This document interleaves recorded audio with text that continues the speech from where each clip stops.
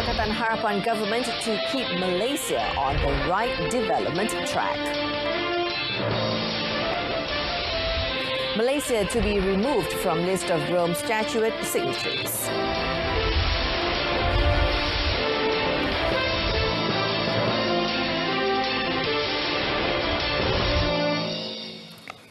Good afternoon. Welcome to News on 2. I'm Jessica Lee. Prime Minister Tun Dr. Mahathir Mohamad says the Pakatan Harapan government has laid a strong foundation via a well-run administration to keep Malaysia on the right development track. He also said that there was no need to reshuffle the cabinet as they still need time to prove themselves. Kalau kita tukar pun kita dapat orang baru juga. Dan mungkin dia lagi baru daripada yang kita gugurkan kan. Ini yang gugur sudah berpengalaman selama 1 tahun. Kalau dia masukkan yang baru, mereka belum ada pengalaman sama sekali. Dan mungkin kita terpaksa bermula daripada langkah pertama. The Premier said this in a special interview to mark Pakatan Harapan's first year in power following its record-breaking 14th January election win on 9th of May last year in Putrajaya. He also said that his cabinet members were beset by unprecedented challenges and issues, alluding to the 1 trillion ringgit national debt. Tun Dr. Mahathir added that the PH administration is not simply renaming the previous government's ideas and initiatives, but also enhancing them. He said some initiatives were continued from the Barisan Nasional BN administration as part of PH responsibilities as the ruling coalition, but those ideas were fundamentally improved on by stripping out elements of corruption and cronyism.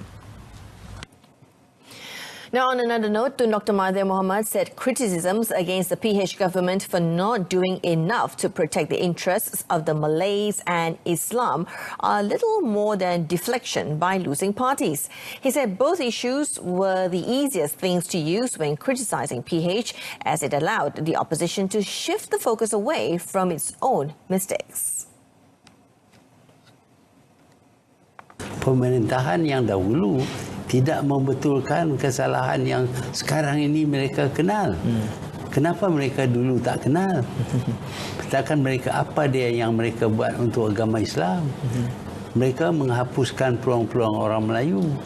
Mereka memberi kepada kroni dan sebagainya. Itu yang menjadi asas masalah yang kita hadapi sekarang. He added the constant focus on how PH is failing Islam and the Malays is little more than an effort by the losing parties to save themselves. When asked why the Malay majority always seem to have a siege mentality, the Prime Minister pointed out that despite their numbers, they are weak economically as well as in political thought. Similarly, Tun Dr. Mahathir lamented that efforts, both past and present, to reduce the emphasis on racial interests have been met with a great deal of pushback. Meanwhile, the Prime Minister has touted rooting out corruption as one of Pakatan Harapan's biggest achievements as a first-time government. He said that PH is proud that the public has indicated that it is no longer burdened by the culture and expectation of having to pay bribes in order to achieve something. Today, people don't complain so much about corruption. The corruption that is being investigated or the corruption that occurred during the time of the previous government. Now we don't have people complaining that they have difficulties doing anything because of the demand to be paid some payment, extra payment and all that. And people are getting their approvals much more quickly than before. Tun Dr. Mahathir also dismissed any criticisms of his government's crusade against corruption to rent seekers who had previously benefited from such corruption under Barisan Nasional BN. The funds received through the repatriation of One Malaysia Development Berhad or 1MDB assets will be used to service its debts amounting to 51 billion ringgit. Finance Minister Lim Guan Eng said the figure included the interest borne and loans from the Finance Ministry of 8.6 billion ringgit that was used to repay 1MDB's debts to date. Lim also said that the government will continue in its efforts to recover other 1MDB assets. He said at the same time, the government would strengthen internal controls and anti-corruption initiatives to prevent such incidents from recurring. The minister also extended the ministry's appreciation over efforts and cooperation of the international authorities involved in the investigation, litigation and settlement of this case. Lim said this in response to the Attorney General's Chamber's announcement that $322 million from 1MDB assets was to be returned to Malaysia following the US Department of Justice or DOJ Kleptocracy Asset Recovery Initiative. The United Nations UN has been officially informed of Malaysia's decision to withdraw from the Rome Statute of the International Criminal Court or ICC. In a statement, the Foreign Ministry said the letter of withdrawal was presented to the United Nations Secretary General on the 29th of April as he is the statute's depository. Malaysia's withdrawal from the Rome Statute was also touched upon during the wrapping up of the Dewan Negara session on 30th of April, where questions regarding it was answered by Deputy Foreign Minister Datuk Marzuki Yahya. The ministry said the United Nations will remove Malaysia's name from the list of signatories following the procedure's completion. The ICC, established in 2002, is governed by the Rome Statute and is the first permanent and treaty-based international criminal court. On the 5th of April, when announcing Malaysia's withdrawal, Prime Minister Tun Dr. Mahathir Mohamad said the decision was made due to a lot of confusion on what the statute entails caused by people with vested political interests and not because the government opposes it. Now, police have so far received 11 reports and opened 5 investigation papers regarding or relating to campaigning in the Sandakan parliamentary by-election since the 27th of April. Sabah Police Commissioner Dato' Omar Mamar said one investigation paper was being conducted under Section 24B, subsection 3 of the Elections Offences Act 1954, 2 cases under Section 427 of the Penal Code, and 1 case each under Section 426 and Section 504 of the Penal Code. Jadi kita beranggapan bahawa setakat ini kita alhamdulillah dapat mengawal keadaan dan kita menyuruh kepada calon-calon yang bertanding, wakil-wakil calon, penyokong-penyokong supaya sentiasa mematuhi, sentiasa menghormati undang-undang. The Sabah Police Commissioner added that more than 1,000 police personnel had been mobilized to keep the situation under control until polling day on May 11th. The Sandakan by-election is being held following the death of Stephen Wong, believed to be due to a heart attack on the 28th of March. Coming up, Jalan Tar temporarily reopened to the public from Saturday.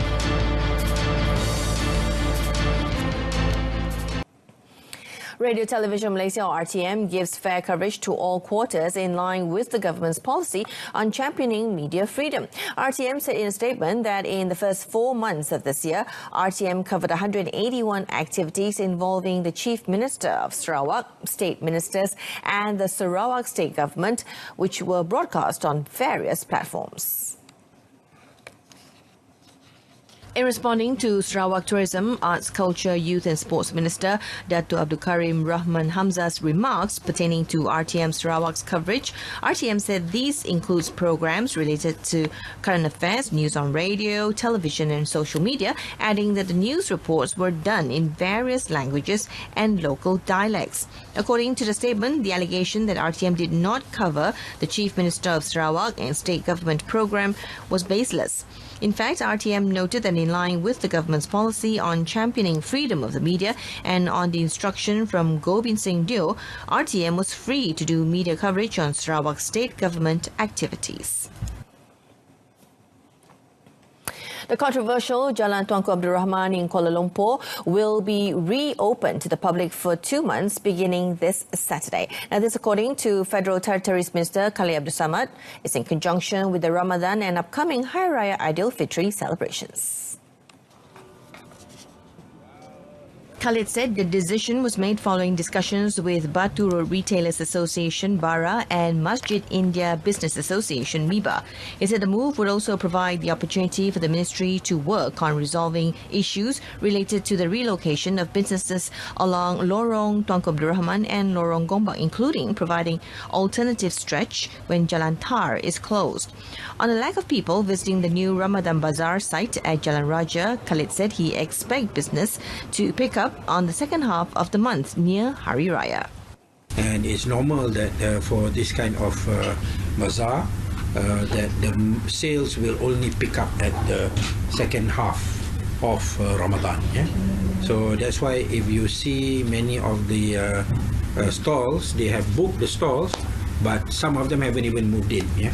Because they know that if they come now also there aren't that many. I expect that the weekends will be better. On a separate matter, Khalid said the cabinet has recently approved the papers to gazette Taman Tugu as a tropical forest. He said the cabinet has agreed that the 26.7 hectares of land worth 1.87 billion ringgit will be placed under Amanah Warisan Negara or AWAN, a trust under the Ministry, DBKL and Khazanah Nasional Berhad. Khalid added that this would mean that a piece of land cannot be sold, mortgaged and developed. Dan badan amanah yang ditubuhkan hasil daripada kerjasama bersama dengan Khazanah Nasional dan Kementerian Wilayah dan DBKL, kita akan melakukan pemuliharaan kawasan hutan itu. Dan bila diserahkan kepada Amanah Warisan Negara yang akronimnya adalah AWAN, maka mereka akan menjaganya. The Malaysian Football League MFL is urged to implement economic control regulations on the Malaysian League M-League teams in stages to ensure they can comply. Now, the proposal was made by Southeast Asia La Liga Managing Director Ivan Codina to MFL as the league plan to implement economic controls, focus mainly on controlling teams' expenditure and overcoming debt problems. Codina said the economic control regulations used by La Liga since 2012 was proven successful in eliminating the employer's debt to the players, where La Liga had managed to eliminate the competing team's debt of 90 million euros in 2012 to zero in 2017. Season is really not much of a penalty if there is any process that is not followed by the clubs. On season 2, you start already implementing economic control, and with small sanctions or penalties if it's not fully follow the economic control. And then in the third season is already when it's fully implemented and when the clubs have already been familiar, from the really beginning, and also when they already can start seeing the benefits of the economic control. He conceded that not all teams will support the regulations if MFL is implementing it, but it is the duty of the governing body to ensure that every team understands the long-term positive effects as practiced by La Liga itself in the effort to tackle the financial problems. In order to avoid that, you need to prevent, not react. So what we are discussing here is a measure to prevent, this kind of problems. So if a club is already told in the beginning of the season that they can spend a certain amount of money on salaries and on all the operating income that they need to utilize, then you avoid this kind of problems.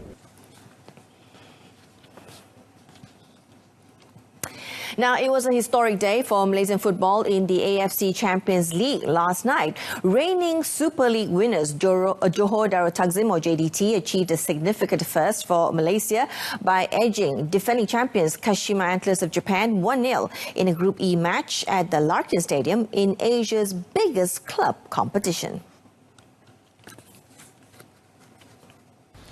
JDT dominated possession and deservingly took the lead through Shafiq Ahmad in the 69th minute. Shafiq skipped past Kashima's Tomoyo Inukai with his first touch before curling a low shot beyond goalkeeper Kwon Sun-tae with his second touch to put the home side ahead. Kashima pressed forward for the equaliser, but the JDT defence, led by Mauricio Nascimento and goalkeeper Izam Tarmizi Roslan, defended stoutly. With the win, JDT have collected 4 points, and the former AFC Cup champions now have an outside chance of qualifying for the next stage. JDT are still bottom of the table, 1 point behind South Korea's Yeongnam FC. China's Shandong Luneng, who lead with 11 points, have already qualified for the next stage, with Kashima at second with 7 points. In the final round on the 22nd of May, JDT need to beat Yeongnam by a healthy margin in an away match and hope that Kashima lose to Shandong at home. Actually, I talked about the importance of making history, about the importance of being the first Malaysian team to win a game in the ACL versus a great champion that is Kashima. Japanese football, top of the Asia. They play so good. They have very good players. And that's it from us in our top story, Pakatan Harapan government to keep Malaysia on the right development track. Join us again at 7 p.m. for more updates on the latest happenings around the world. I'm Jessica Lee. Thank you for watching.